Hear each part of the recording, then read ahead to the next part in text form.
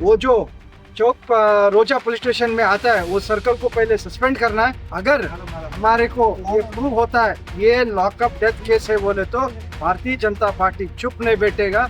ये पूरा राज्य में हम कर्नाटका बंद करेंगे। हम लोग बहुत बड़े परिणाम में से हम लोग होराट करेंगे।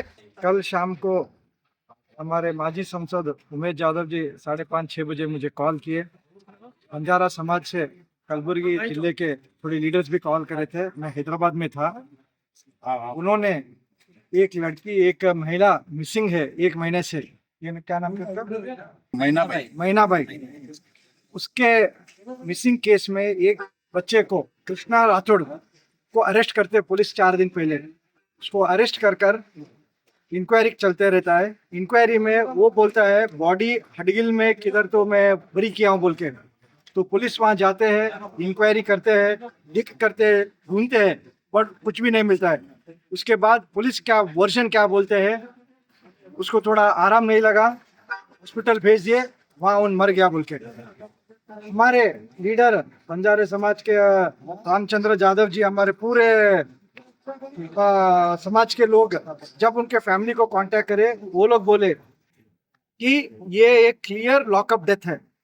तो हमारे को भारतीय जनता पार्टी का क्या स्टैंड है बोले तो आज हम सभी leaders Bharatiya Janata party leaders बैठेंगे, मीटिंग करेंगे, वो फैमिली के साथ हम डिस्कशन करेंगे। Will find the facts.